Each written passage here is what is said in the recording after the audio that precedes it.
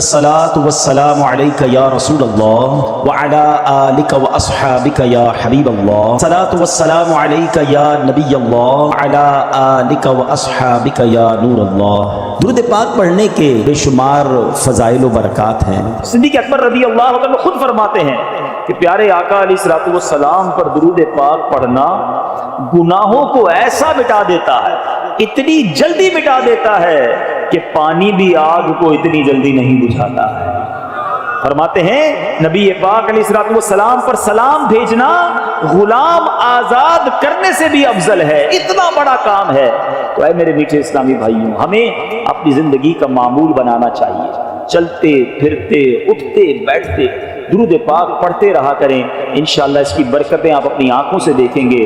آئیے مل کر محبت کے ساتھ بآواز بلند درود پاک پڑھ لیجئے۔ صلو علی الحبیب صلی اللہ تعالی علی محمد صلی اللہ علیہ وسلم۔ دنیا کا دستور ہے جب کوئی اہم ایونٹ ہونے والا ہوتا ہے نا، اس کی اناؤنسمنٹ کی جاتی ہے۔ نبی پاک علیہ الصلوۃ والسلام وجہ تخلیق کائنات ہیں، ہی از the reason of the all creation، اور یہ حدیث قدسی میں ہے۔ اللہ فرماتا ہے اے محبوب میں تمہیں نہ بناتا تو یہ کائنات نہ بناتا۔ جبھی تو اعلیٰ حضرت کہتے ہیں نا زمین و زمان تمہارے لیے، مکین و مقام تمہارے لیے، چنین و چنا تمہارے لیے، آقا بنے دو جہاں تمہارے لیے۔ تو یہ کائنات نبی پاک کے لیے بنی ہے۔ تو اب آپ کی آمد کا وقت تھا تو ایک ایسا اناؤنسمنٹ دنیا میں ہوا، ایسے واقعات ہونے لگے کہ دنیا کو گویا جھنجھوڑ دیا گیا۔ آقا علیہ الصلوۃ والسلام کی ولادت سے 55 دن پہلے ایک بڑا کمال کا واقعہ ہوا، اور یہ واقعہ کیا تھا؟ یمن کا بادشاہ تھا ابرہہ۔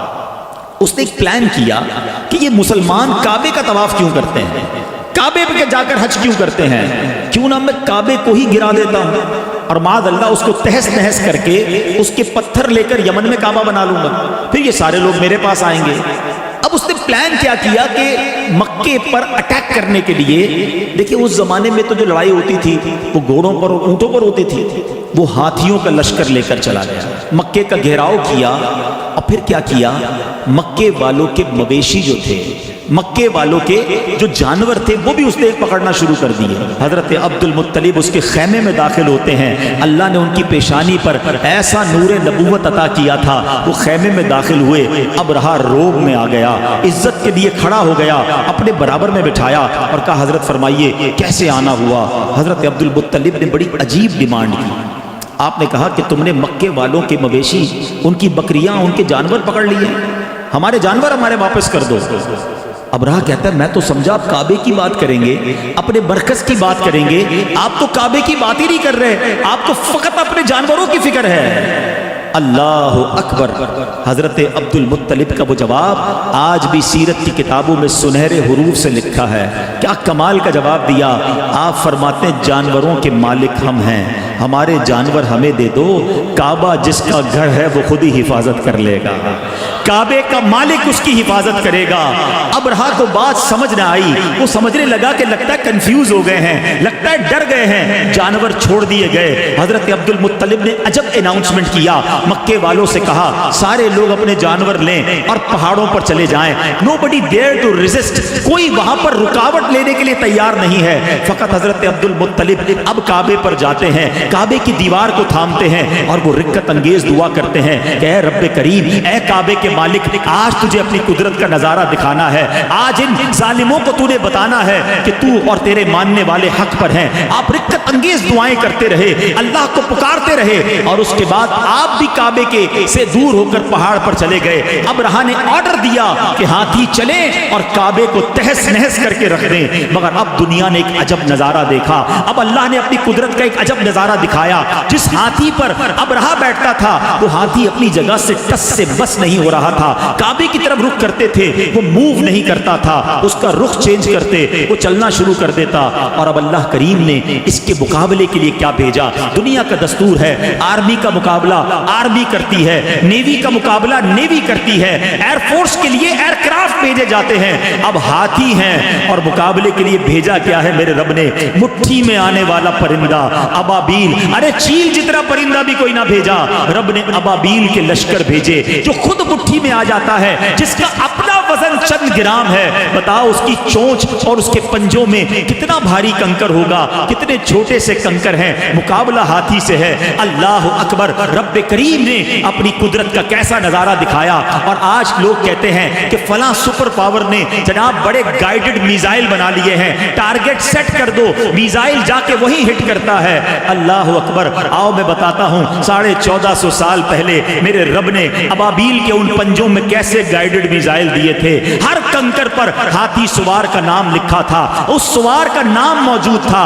अब ये जब लश्कर आते हैं उसके बाद क्या होता है, रब करीम कुरान मजीद में इरशाद फरमाता है, अलम तरा कैफ फअल रब्बुका बिअस्हाबिल फील। इसका तर्जुमा क्या है, ए महबूब क्या आपने न देखा कि आपके रब ने उन हाथी वालों का क्या हाल किया। आका तो दुनिया में तशरीफ ही नहीं लाए थे और रब अपने हबीब से कह रहा है, ए महबूब आपने ना देखा। इट मीन्स याद उसको दिलाया जाता है जो कहीं देख रहा था, जो कहीं मौजूद था।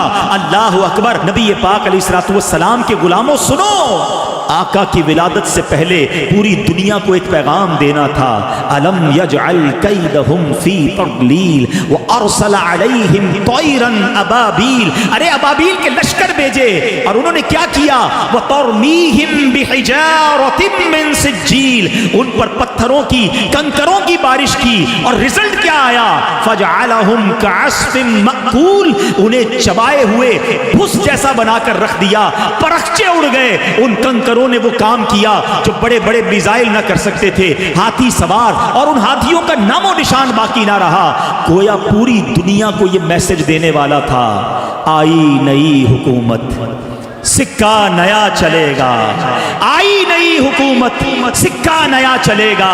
आलम ने रंग बदला, सुबह शबे वलादत। प्यारे प्यारे इस्लामी भाइयों, वो महीना आ गया जिसका इंतजार रहा करता है। दुनिया भर में आशिकान रसूल खुश हैं, और क्यों ना खुश हों कि ये मेरे आका की विलादत का महीना है। कि अब ये खुशियों का मौका आ गया है और आशिकान रसूल के दिल चमक उठें, और क्यों ना हम नबी पाक की विलादत की खुशी मनाएं। इस महीने को वेलकम करें, क्योंकि ये महीना मेरे आका की विलादत का महीना है। सारा साल ही तो हम पढ़ते हैं, जिस सुहानी घड़ी चमका तैबा का चांद, उस दिल अफरोज़ साथ पे लाखों सलाम। वो मुबारक घड़ी और वो मुबारक महीना आ गया है। तो इंशाअल्लाह आज हमारा जो प्रोग्राम होगा वो इस्तक़बाले रबीउल अव्वल के सिलसिले में है। प्रोग्राम का नाम है नूर वाला आया है। हम विलादत मुस्तफ़ा के बारे में भी कुछ जानेंगे, और स्पेशली आज हम आपको अमीर अहले सुन्नत का एक खूबसूरत लेटर, एक बहुत ही प्यारा मकतूब सुनाएंगे, और जिसमें इंशाअल्लाह बहुत सारी हमारे लिए हिदायत हैं, हमारे लिए बहुत सारी इंस्ट्रक्शंस हैं कि ये महीना कैसे मनाना है, और ख़ास तौर पे 12 रबीउल अव्वल की रात और दिन कैसे गुजारना है। तो बड़े एहतमाम के साथ, बड़ी जिसको कहना कि सेलिब्रेशन के मूड में हमारे साथ रहिए। जितनी ताज़ीम, जितनी तकरीम और जितनी मोहब्बत के साथ आप इंशाअल्लाह रबीउल अव्वल का इस्तकबाल करेंगे, इस महीने की खुशियाँ मनाएंगे, इंशाअल्लाह इसकी खूब बरकतें मिलेंगी। कुरान और हदीस से हमने समझना है कि विलादत मुस्तफ़ा का जिक्र करना, मीलाद मनाना, खुशियाँ मनाना, ये कहाँ साबित है और इसकी कितनी बरकतें हैं।